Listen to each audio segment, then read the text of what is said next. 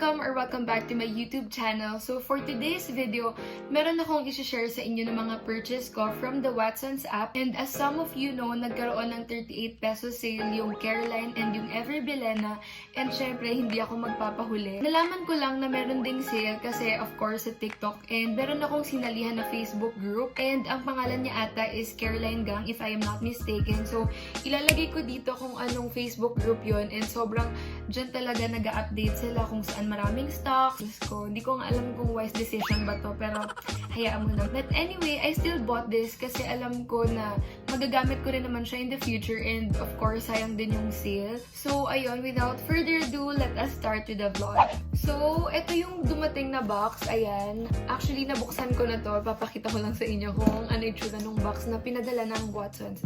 Bumili na rin ako ng blotting paper since sobrang oily talaga ng face ko. Lalo na ngayong summer, bumili rin ako ng micellar cleansing water from Garnier. Kung napanood niyo yung makeup video ko last time, yung ABG, na sobrang fail, gumamit din ako nito. Kasi sobrang ganda nito for cleansing your face and pag-remove ng makeup. I really recommend this product kung gusto niyo talaga ng super mild lang na pang-cleanse ng face. Ito na yung mga binili ko. Hindi ko pa siya nagagamit and na-open actually. So first, I got this Brow Define Waterproof Brow Matic Liner in the shade Espresso. And the next is this Glow Out Highlighter in the shade Strobe. Ayan siya. Next is Careline Oil Control Face Powder Refill. Ito, 38 pesos lang din yan. Sobrang mura na. In the shade Tan. Ayan na, since morena ako. Oh, morena. Then, itong super well-known lipstick na EB Matte in the shade Rose of New York. Lastly, I bought this eyebrow kit. Ayan siya. And since nagtitipid tayo and wala akong allowance ngayong online class, konti lang din mga binili ko. Ayan, ito yung mga napamili ko. So, I am going to create a makeup look using this product. So, ayun, let's start. I am going to start with applying this tinted sunscreen from Sunglow.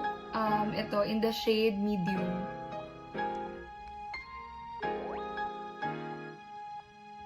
And then, i-blend na natin siya.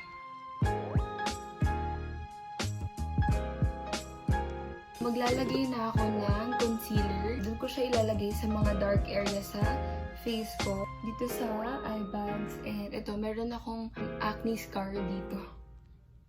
By the way, I am using the concealer from D-Roll. Sobrang ganda talaga ng coverage nito. By the way guys, hindi talaga ako maarte when it comes to using my brushes. As in, alam ng mga friends ko yan. Minsan na sinasabi nila, ano ba yan? Kadiri ka naman, ganyan-ganyan. Kasi parang paulit-ulit daw yung brush ko. So, ayan, i-blend nyo lang yung concealer. Okay, so next, magkikilay na tayo. Hindi ko alam kung alin dito, pero this one, ito na lang muna. Ayan na, bubuksan na natin siya. Ito na, in the shade Espresso. Ganyan yung itsura niya. And when you open it, iti-twist nyo lang dito. Ayan. So, hindi pala siya pointy. Kukuha lang ako ng spoolie.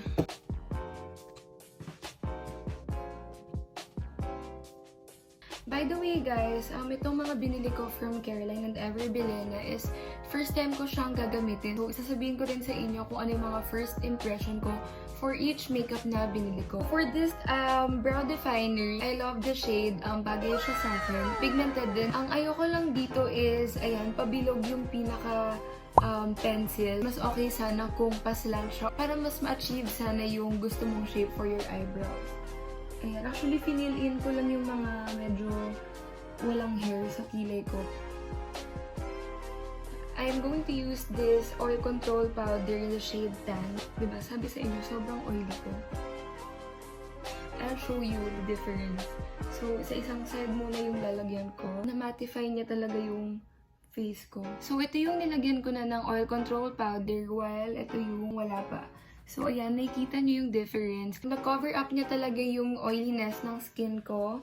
So, I like this. And, tama yung shade na nabili ko na tan. If you are a morena and you're looking for an oil control powder, I recommend this one. Maganda siya and mabango rin yung scent niya. And hindi rin siya masyadong powdery. So, hindi siya makalat kapag kinaganyan niya. Grabe, ang ganda nito guys. Promise. As in, sobrang mura niya for 38 pesos. Ayan, lagay tayo dyan sa leeg. Para naman even yung skin tone. And next is, maglalagay ako ng bronzer and contour from this Detail Contour and Blush palette. Etong brush ulit gagamitin ko kasi nga, sabi ko sa inyo, hindi talaga ako maarte sa mga brush ganyan. So, lagay muna tayo ng bronzer. And then, contour dito. Share ko lang guys, medyo natututo na ako mag-contour. Sorry lang. And then, dito, sabi nila, wag daw dito sa taas maglalagay ng contour, kundi dito para mag-create ng shadow effect and mas makita yung pinaka-jaw. Okay, so next naman, maglalagay ako ng blush on using this color tint from Colorette in the shade Zola. Ito yung nag-iisang Colorette ko. And this was a gift from my churchmate. And ayan, I super love this. Sobrang dalas ko rin to gamitin for my everyday makeup. Lagay lang natin siya dito. Blend lang natin.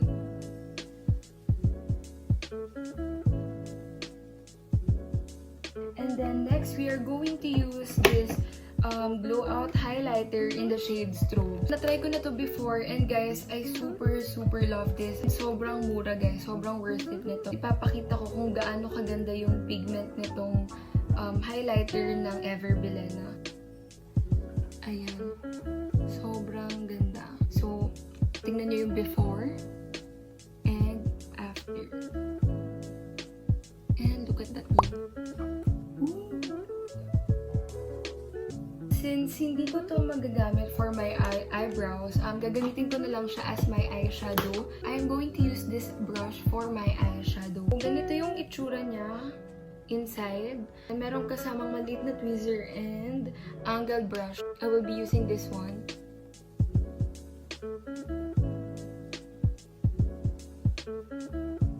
Ito naman yung gagamitin ko for my nose contour. Tingnan natin kung effects ba siya.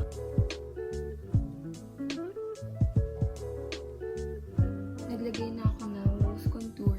I will swatch it for you para makita nyo yung pigment. For this one, yung naka-dark.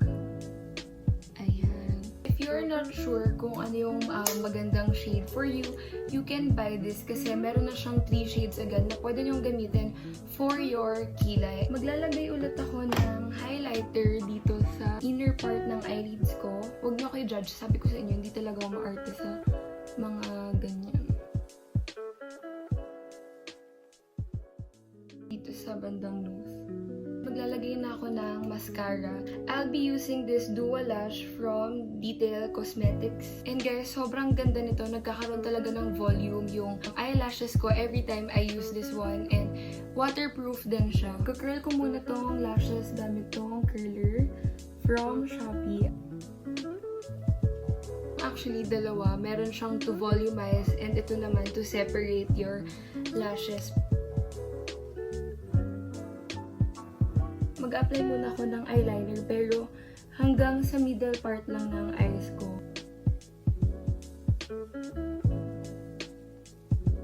I am really excited to try this on. Itong EB Matte in the shade Toast of New York. So, let's try it.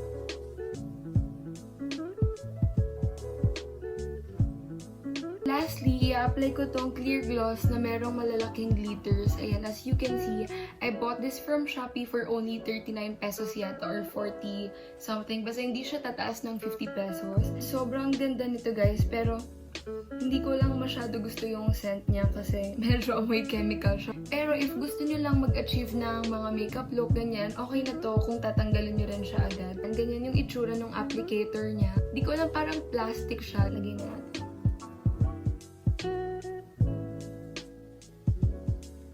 So guys, ayan na, I'm done with my look. And ipa-finalize ko na lang to and I'll see you.